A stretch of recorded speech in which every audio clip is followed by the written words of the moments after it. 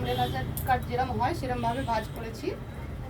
এবার হচ্ছে এতে লেন্থ কোনো ম্যাটার করে না, লেন্থ আপনি যত ইচ্ছা দিতে পারেন। এর মুহুরিটা আপনি নেবেন, মুহুরি হচ্ছে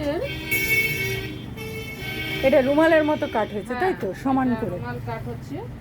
আর এর মুহুরি হচ্ছে 11। চুড়ি পায়ের মুহুরি মোটামুটি 11, 9 9 মোটা হলে 11। এবার 11 তো তাহলে 5.5 হচ্ছে, হাফ করে আমি 4 ভাগ করা আছে, ওই জন্য হাফ নিলাম। দুটো পা হবে 5.5, আর অ্যাড করে দিলাম 1 ইঞ্চি। এতে দরকার নেই, যেহেতু এটা স্ট্রেচেবল হবে ওই জন্য বেশি এতে অ্যাড করার দরকার নেই, 1 ইঞ্চি দিলে যথেষ্ট। এই মুহুরি নিয়ে নিলাম। এবার এখানে আমি অ্যাড যতটা ইচ্ছা আমি করতে পারি। এখানে হিপ মেটার করবে, হিপ আমার হচ্ছে এখানে 46। 46-এর 4 ভাগ হলো 11.5। 11.5-তে আমি খুব বেশি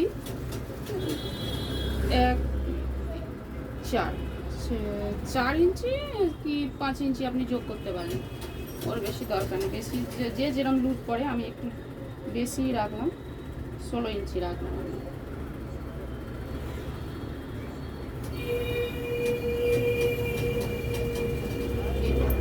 এটা হলো হিপের মাপ।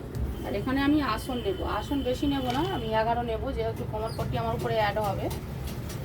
5 ইঞ্চি আমি কোমরপট্টি অ্যাড করবো, ওই জন্য এখানে আমি 11 রাখলাম লেন্থ এটা তাই তো। হ্যাঁ, আসন বলে এটা, ক্রস লেন্থ। আর এখানে এই 16, এটা সমান করে নিলাম। এই যে কোমরপট্টি বাদ এই দিয়েছি। এবার আমি হাঁটুর মাপ নেব। আমি 5 ইঞ্চি কোমরপট্টি রাখবো, তাই 5 ইঞ্চি বাদ দিয়ে হাঁটুর লম্বাইটা আমি নিয়ে নেব। হাঁটুর লম্বাই হচ্ছে 17, তাহলে 1 ইঞ্চি অ্যাড করে 18-তে আমি দাগ দিলাম। হাঁটু হচ্ছে, পায়ের ডিম হচ্ছে 17। 17 আপনি ওই একটা হাঁটুর মাপ, আগে হাঁটুর গলাই আমি নিয়ে নিচ্ছি।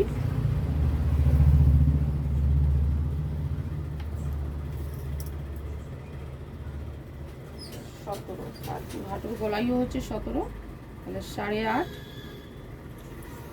মানে 17-এর হাফ তাই তো। হাঁটু 17-এর হাফ হলে হচ্ছে 8.5, আর বাড়তি থাকছে 1 ইঞ্চি। 9.5, 1 ইঞ্চির বেশি দরকার নেই যোগ করা।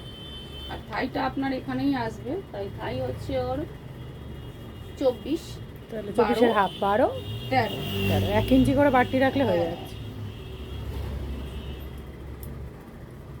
এরপরে আমি মিলিয়ে নেব ডিম, মানে হাঁটুর নিচের অংশটা তাই তো। 17, 8.5, 9.5।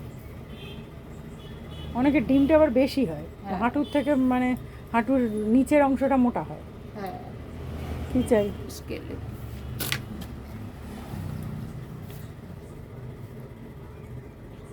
আমি দাগ দিয়ে নিলাম। এইখানে শেপটা একটু দিয়ে দেবো রাউন্ড করে।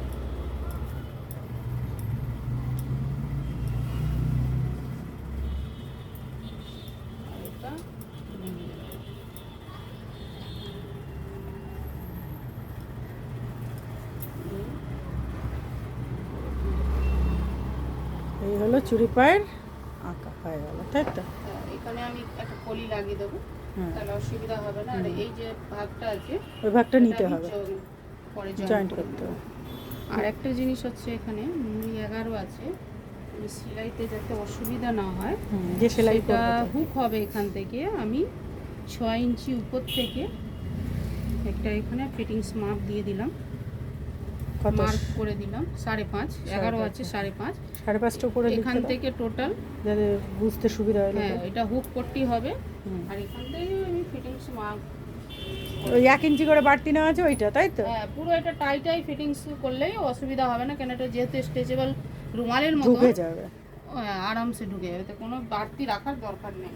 তা যা মাপ আছে তাই রাখলেই হয়ে যাবে। এটা এক্সট্রা কাপড় রাখলাম মার্জিনের জন্য।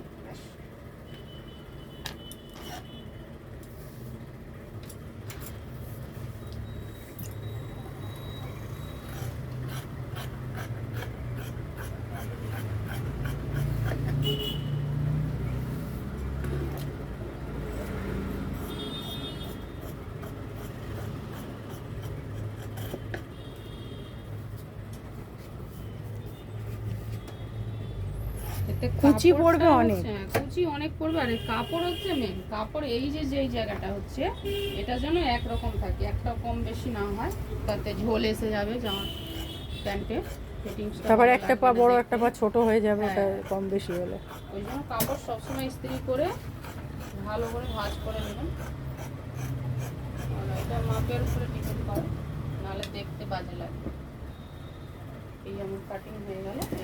এবার ওই পাটটা কিভাবে নেবো? গলাটাও আমি একটা, এই পায়ে একটা হলো মাপ, ফিটিংসের মাপ, আর একটাতে আমি দাগ দিয়ে নিই। ও দুটো পা তো? হ্যাঁ, দুটো পায়ে একসাথে কাটা হয়। এটা দিয়ে দিলাম, একই জায়গায় সেম। এর একটা দিয়ে দিলে যে সেলাই করবে তার কোনো অসুবিধা হবে না। অসুবিধা হবে না, এটা মাপ থাকলে স্টিচ করতে প্রবলেম হবে না। ওকে, এই হয়ে গেল। আর এই যে জয়েন্টটা আছে আমি দেখে নেবো এখানে কত এক্সট্রা কম আছে। এই 10.5 ইঞ্চি এখানে, আর এই হচ্ছে 10.5 নিলেই হয়ে যাবে। আর এটাও দেখে নেবেন, মিলিয়ে নেবেন যাতে সুবিধা। ওটা 15 ইঞ্চি হচ্ছে, তাহলে আমার মাপ লাগবে এটা জয়েন্টের জন্য, যেটা আমার দুটো আছে এটা। হ্যাঁ ডবল করেই দিতে হবে, কারণ 4 ডবল কাপড় আছে, 4 ভাগে।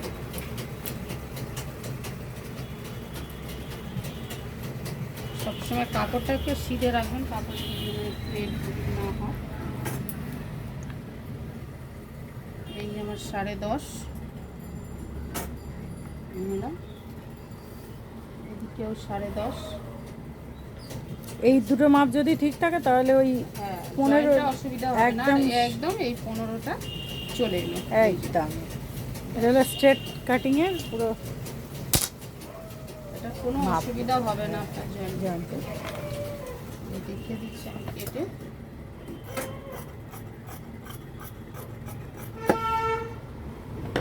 কেটে নিলাম।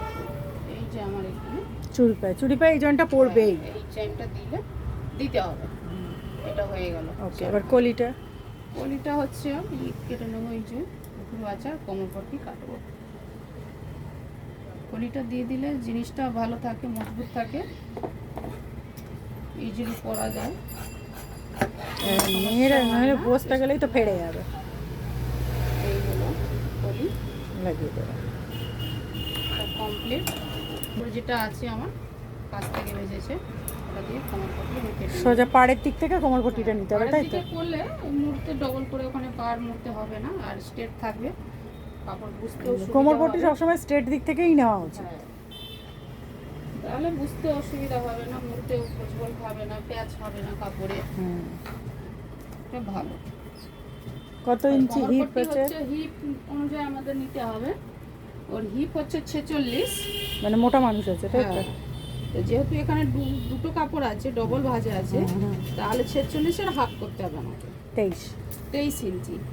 23 ইঞ্চি, আর এই যেদিকে 5 ইঞ্চি যেটা রেখেছিলাম, ওখানে তো 1.5 5 আর এই 1.5 ইঞ্চি। যেহেতু কোমরপট্টির এই পার্টটা আছে আমার বেশি লাগবে না, 1.5 ইঞ্চি যোগ করে 1 ইঞ্চি এই যে দড়ির জন্য, আর নিচে হাফ ইঞ্চি হবে। আর এখানে 23 ইঞ্চি ওর পারফেক্ট মাপ হচ্ছে হিপে। তাহলে একটু আর বাড়তি আমি 2 ইঞ্চি যোগ করে দিলাম। 23, 24, 25। হ্যাঁ, আর একটু 3 ইঞ্চি, কেন 1.5 ইঞ্চি আমার অ্যাড হবে। হ্যাঁ, 26, মুড়াতে লাগবে 26, 27। 1.5 ইঞ্চি।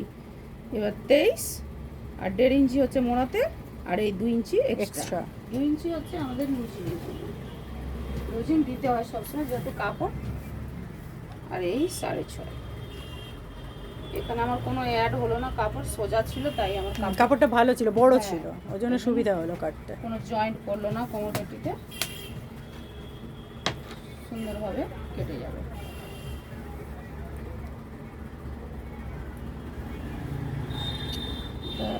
ইজি হয়ে গেল আমাদের। কাপড়টা স্ট্রেট নিতে হবে, এটাই হলো হ্যাঁ। কাটিং এর মেন ব্যাপার। সবসময় কাপড়টা দেখে নেবেন, কাপড়টা কখনো ভাঁজ খেলে কিন্তু কাটিংয়ে অনেক সমস্যা আসতে হবে। কাপড়টা সবসময় সমান করে নিয়ে কাটা উচিত।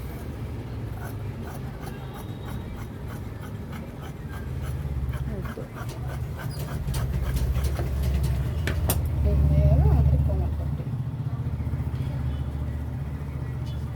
আর দড়ি তো দড়ি সমান করে কেটে হ্যাঁ, নিতে হবে, ওটা ব্যাস। দেখাবার দরকার নেই। দড়ি সবাই জানে।